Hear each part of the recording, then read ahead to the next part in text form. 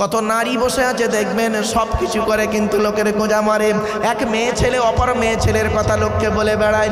আল্লাহর নবী বলেছেন এই মেয়ে ছেলেরা, ওই সমস্ত নারীরা হলো জাহান্নামী যারা স্বামীর গোপন কথা অন্যকে বলে বেড়ায়।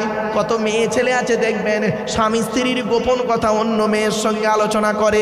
আল্লাহর নবী বলেছেন ওই সমস্ত স্বামীরা হলো জাহান্নামী, যে সমস্ত স্বামীরা স্ত্রীর গোপন কথাকে অন্যের সঙ্গে আলোচনা করে। কত কত ছেলে আছে দেখবেন, কত পুরুষ আছে দেখবেন স্বামী স্ত্রীর গোপন কথা বন্ধুর সঙ্গে আলোচনা করে। হারাম হারাম হারাম। অনুরোধ করে বলে যাচ্ছি বাবা, হারাম মানে শুধু এটাই বুঝবেন না সুদ খাওয়ার মদ খাওয়া হারাম। শুনে রেখে দিন, অনেকগুলো হারাম আছে। সুদ খাওয়া যেমন হারাম, মদ খাওয়া তেমন হারাম, বিয়ের পণ নেওয়া তেমন হারাম। বিয়ের পণ বোঝেন? হ্যাঁ, বিয়ের পণ নেওয়া তেমন হারাম। শুধু তাই নয়, ব্যভিচার করা তেমন হারাম, ঘুষ খাওয়া তেমন হারাম, গরিবের মাল ভক্ষণ করা তেমন হারাম। মসজিদের নামে পুকুর আছে, মসজিদের নামে জায়গা আছে, মসজিদের নামে জমি আছে, মসজিদের গাছপালা আছে, মসজিদের টাকা পয়সা আছে, কত লোক আত্মসাৎ করে নিয়ে নিচ্ছে। ঠিক না বে ঠিক? এই জন্য বাবা যাকে তাকে মসজিদের কমিটি করতে যাবেন না। এই কোরআনে আল্লাহ বলে দিয়েছে মসজিদ কমিটি যে হবে তার 5টা গুণ থাকতে হবে। বলবো হ্যাঁ, যাকে তাকে মসজিদ কমিটি করবেন না। আল্লাহ কোরআনে বলেছেন ইন্নামা ইয়ামুরু মাসাজিদাল্লাহ মান আমানা বিল্লাহি ওয়াল ইয়াউমিল আখিরি ওয়া আকামাস সালাতা ওয়া আতাজ যাকাতা ওয়া লাম ইয়াখশা ইল্লাল্লাহ ফাআসা উলাইকা ইয়াকুনু মিনাল মুহতাদিন। 10 নম্বর পারার 8 নম্বর পৃষ্ঠা 6 নম্বর লাইন, সূরার নাম সূরা তাওবার 18 নম্বর আয়াতে আল্লাহ বললেন মসজিদ কমিটি যাকে তাকে করবে না। আল্লাহ বলছে আমার ঘরের কমিটি তারাই হবে যাদের মধ্যে 5টা গুণ থাকবে। 1 নাম্বার হলো মসজিদ কমিটি ওই লোকটা হবে যে ব্যক্তি 100% আল্লাহকে বিশ্বাস করবে। 2 নাম্বার হলো ওই ব্যক্তি কিয়ামতকে 100% বিশ্বাস করবে। 3 নাম্বার হলো মসজিদ কমিটি ওই লোকটা হবে যে লোকটা 5 ওয়াক্ত নামাজ আদায় করবে। ও বাবা, কত মসজিদ কমিটি আছে 5 ওয়াক্ত নামাজ পড়ে না। ঠিক না? এরপরে আসছি 4 নম্বরে আল্লাহ বলছেন মসজিদ কমিটি ওই লোকটা হবে সে যাকাত আদায় করতে হবে, যদি তার উপরে যাকাত ফরজ হয়ে যায় আদায় করবে। 5 নম্বর আল্লাহ বলছেন ওয়ালাম ইয়াখশা ইল্লাল্লাহ, মসজিদ কমিটি ওই লোকটা হবে যে নাকি আল্লাহ ছাড়া কাউকে ভয় করবে না। বাড়িতে গিয়ে ভাববেন। আর একটা কথা বলে যাচ্ছি বাপ, মসজিদে নামাজ সহি করতে গেলে, মসজিদে নামাজ আল্লাহর দরবারে কবুল করাতে গেলে ইমাম সাহেবের মাইনে বেশি করে দেবেন। ইমাম সাহেবের মাইনে বেশি করে দেবেন। যে মসজিদে ইমামের মাইনে কম, যে মসজিদে ইমামের মাইনে কম, ওই মসজিদের মুসল্লিদের নামাজ আল্লাহর দরবারে কবুল হওয়া খুব মুশকিল আছে বাপ। কথাগুলো শুনতে খারাপ লাগছে কিন্তু অতি বাস্তব কথা বলে গেলাম। চলুন আল্লাহ পাক কোরআনে জানিয়ে দিলেন মুনাফিকদের দেখতে কেমন হবে। তাহলে এখানে 3টে গুণ এলো। 1 নাম্বার মুনাফিকরা খালি কসম, মুনাফিকরা বলে সামনে বড় বড় খালি সাফাই দেয় আর পেছনে গিয়ে সমালোচনা করে। 1 নাম্বার। 2 নাম্বার মুনাফিকরা কথায় কথায় কসম করে মানুষকে বিশ্বাস করানোর চেষ্টা করে। 3 নাম্বার মুনাফিকরা এটা করে কেন? মুনাফিকরা করে এ কারণেই ওরা ঈমান এনেছে, ঈমান এনে তারপরে কুফরি করেছে, ওই জন্য আল্লাহ ওদের অন্তরে মোহর মেরে দিয়েছে। আল্লাহ বলছেন নবী তোমার কাছে মুনাফিকরা যখন আসে, ইজা জাকাল মুনাফিকুন, মুনাফিকরা নবী তোমার কাছে যখন আসে তারা কি বলে জানো? তারা বলে কলু, তারা বলে নাশহাদু, আমরা সাক্ষ্য দিচ্ছি ইন্নাকা লা রাসূলুল্লাহ, হে নবী নিশ্চয়ই আপনি আল্লাহর রাসূল। আল্লাহ জানে তো, তবু ওরা বলছে কেন? নবীর মনটাকে খুশি করার জন্য। মুনাফিকদের কাজ দেখুন কিরকম।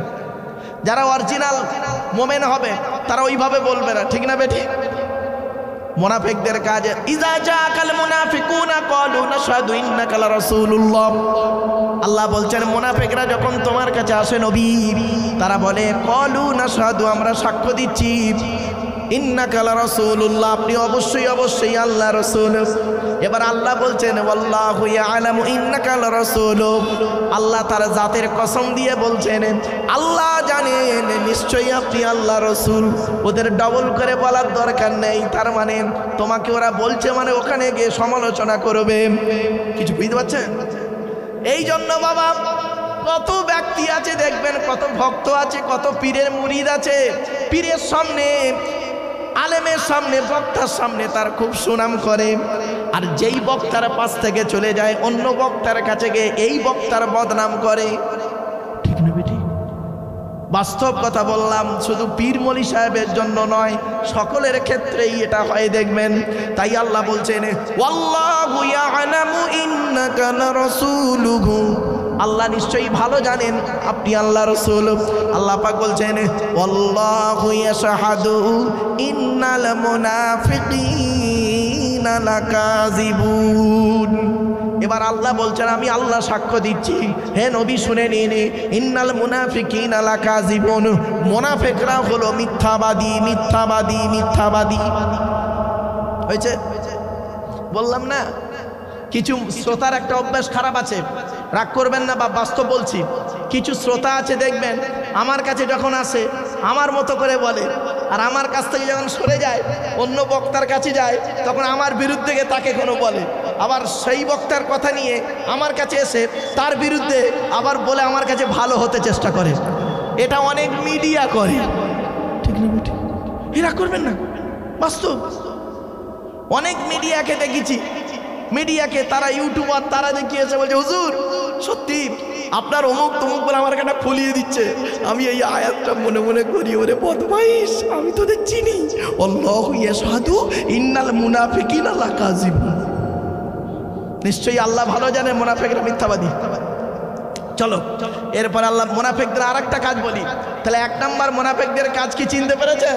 কথায় কথায় মিথ্যা কথা বলবে আর ওই রকম এর কথা নিয়ে ওরা লাগিয়ে দেবে। দুই নাম্বারটা আল্লাহ বলছে মুনাফিকের নিদর্শন কি? ইত্তাখাযু আইমানাহুম জুন্নাতান আও ফাসাদ্দু আও সাবিলিল্লাহ ইন্নাহুম সাআ মা কানু ইয়ামালুন। দুই নম্বর আয়াতে কি দেখুন মুনাফিকরা আরেকটা নিদর্শন কেমন পাচ্ছেন। আল্লাহ বলছে মুনাফিকরা এটা করে কেন? আবার মুনাফিকদের একটা নিদর্শন দেখুন। মুনাফিকরা হয় না, ধরুন আমার কাছে একজন ব্যক্তি এসে কোনো কথা বলল, কারো সম্পর্কে বলল, আমি সেটা সহজে বিশ্বাস করলাম না, বিশ্বাস করলাম না। কিভাবে আমাকে বিশ্বাস করাবে জানেন? আল্লাহর কসম করে বলছি হুজুর, বুঝতে পারছেন না? যাতে ওই কসমটা খেয়ে ওর কসমটা আমি বিশ্বাস করে নিয়ে সত্যি সত্যি। তাই মুনাফিকদের কাজ হলো কি জানেন? এরা কসম করে, কসম করে কথা বলে, মানুষকে বোঝানোর জন্য কসম করে যাতে করে বিশ্বাসটাও করে। তাই আল্লাহ বলছে ইত্তাখাযু আইমানাকুম জুন্নাতান ফাসাদ্দু আন সাবিলিল্লাহ। মুনাফিকদের একটা কাজ হলো তারা কথায় কথায় কসম করে বলে, তাদের কসমটাকে ঢাল করে। ঢাল, ঢাল বোঝেন? ঢাল, ঢাল, ঢাল বোঝেন তো? ঢাল বলছে ওদের মুনাফিকদের বড় হাতিয়ার হলো কি? মানুষ যদি বিশ্বাস না করে কসম খেয়েও তাকে বিশ্বাস করাবে। ইত্তাখাযু আইমানাহুম জুন্নাতান ফাসাদ্দু আন সাবিলিল্লাহ। এই জুন্নাতুন শব্দটার অনেকগুলো আছে শব্দ। জুন্নাতুন, জান্নাতুন, জিন্নাতুন। কটা শব্দ বললাম বাবা? জুন্নাতুন, জিন্নাতুন, জান্নাতুন। জুন্নাতুন মানে ঢাল, জান্নাতুন মানে বাগান, জান্নাত জাহান্নাম। আর জিন্নাতুন মানে জিন, ইনসান, জিন, জিন, ওই জিন। তা একটা শব্দ তিন রকম ভাবে পড়া যাচ্ছে, জিমে পেশ, জিমে জের, জিমে জবর। জুন্নাতুন মানে ঢাল, জিন্নাতুন মানে জেন, আর জান্নাতুন মানে বাগান। মাথায় রাখুন। আল্লাহ বলছেন ইত্তাখাযু আইমানাকুম জুন্নাতান, তারা তাদের কসমগুলোকে ঢাল স্বরূপ করে। কি করে ঢাল স্বরূপ কি করবে? ফাসাদ্দু আন সাবিলিল্লাহ, যাতে করে মানুষরা আল্লাহ রাস্তা থেকে অন্য রাস্তায় চলে যায়। বুঝতে পারছেন না? ওই আব্দুল্লাহ ইবনে উবাই, মনে পড়ছে? আব্দুল্লাহ ইবনে উবাইয়ের ধান্দা ছিল কি? মুসলমানগুলোকে ইসলামের রাস্তা থেকে সরিয়ে নিয়ে অন্য পথে নিয়ে যাব। আল্লাহ বলছেন ইত্তাখাযু আইমানাকুম জুন্নাতান ফাসাদ্দু আন সাবিলিল্লাহ। এই মুনাফিক যখন আল্লাহর নবীর দরবারে আসতো, এই আব্দুল্লাহ ইবনে উবাই যখন আসতো আল্লাহর নবীর দরবারে, এসে বলতো আল্লাহর কসম করে বলছে আপনি আল্লাহর রাসূল। নবীজি তো চুপ, কসম করে বলছে। আল্লাহ বলছে নবী ও কসম খাচ্ছে, মানে ওর কসমটা আপনাকে বিশ্বাস করাচ্ছে। ওর অরিজিনাল মনের উদ্দেশ্য হলো কি, মানুষদেরকে ইসলাম থেকে সরিয়ে নিয়ে অন্য পথে নিয়ে যাওয়া। তো এইরকম কিছু মুসলমানের মধ্যে আছে, ঠিক না বেঠিক? নেই? কত মানুষ আছে দেখবেন, আমার কাছে এসে আমার মতো, তার কাছে গিয়ে তার মতো, ওর কাছে গিয়ে ওর মতো। আবার যদি বিশ্বাস না করে কসম খাইয়ে বিশ্বাস করবে, আল্লাহর কসম করে বলছে হুজুর। বুঝতে পারছেন? খবরদার নয়, এরা হলো নিকৃষ্ট লোক। তাই আল্লাহ পাক বলছেন ওরা যে কাজটা করে না, ইন্নাহুম সাআ মা কানু ইয়ামালুন, ওরা যে কাজটা করে এইরকম কসম খেয়ে মানুষকে খারাপ পথে নিয়ে যায়, এরা হলো নিকৃষ্ট শ্রেণীর লোক, এদের কাজটা হলো নিকৃষ্ট। খবরদার বাপেরা, এইরকম কাজ আপনারা জীবনে করতে যাবেন না।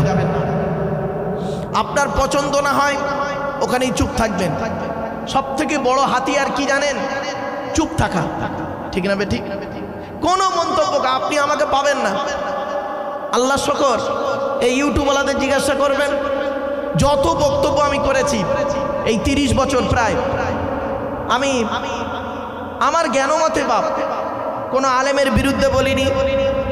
খুব যখন আমাকে উল্টোপাল্টা বলা হয়, সহ্য করতে না পেরে অ্যাঙ্গেলে দু একটা কথা বলে ফেলতে হয়। আলেমের বিরুদ্ধে বলতে যাইনি, কোনো দেশের বিরুদ্ধে বলিনি, কোনো ধর্মের বিরুদ্ধে বলিনি। দেখবেন যত বক্তব্য, প্রায় 39,000 থেকে 40,000 বক্তব্য টোটাল পৃথিবীতে ছড়ানো আছে আমার। 40,000 বক্তব্য, কমসে কম 40,000 বক্তব্যের ভিতরে আমি এইসব কথা বলিনি। কেন? কোরআনের এই আয়াতটা মোটামুটি বুঝি বাপ, তাই বাস্তবটাই ধরলাম। কারণ আমি যার সম্পর্কে মন্তব্য করছি, অরিজিনাল এসে যদি ওই কাজের কাজই না হয়, তাহলে আল্লাহ পাক আমাকে দোষী করবে কিয়ামতের মাঠে, ঠিক না বেঠিক? খবরদার নয় বাপেরা, কারোর সম্পর্কে শুনলে চেষ্টা করবেন তাকে ডাইরেক্ট জিজ্ঞাসা করা। লোকের কথা শুনে নাচতে যাবেন না, খবরদারে কাজ করবেন না, ফেঁসে যাবেন আপনি। কোরআনে নিষেধ আছে। আর মুনাফিকদের কাজ হলো কি, সবসময় খারাপ পথে মানুষকে নিয়ে যাওয়া। তাই আল্লাহ পাক বলছেন, আচ্ছা এটা কেন করে ওরা? আব্দুল্লাহ ইবনে উবাই এই কাজটা করে কেন? মুনাফিকরা এই ধরনের কাজ করে কেন? কারণটা কি সেটা আল্লাহ বলছে, যালিকা বিআন্নাহুম আমানু সুম্মা কাফারু ফাতুবিআ আলা কুলুবিহিম ফাহুম লা ইয়াফকাহুন। যালিকা বিআন্নাহুম আমানু, তারা এজন্যই এটা করে জানেন, তারা ঈমান এনেছে সুম্মা কাফারু, তারপরে তারা কুফরি করেছে। কিছু বুঝতে পারছেন না? এখানে কত মানুষ বসে আছে, ঈমান এনেছে, মুসলমান, গালে দাড়ি, মাথায় টুপি, বড় পাঞ্জাবি, নামাজ পড়ে, রোজা রাখে, হজ করেছে, যাকাত দেয়, কিন্তু লোকের গোঁজা মারতে নিষেধ করে না, ঠিক না ঠিক?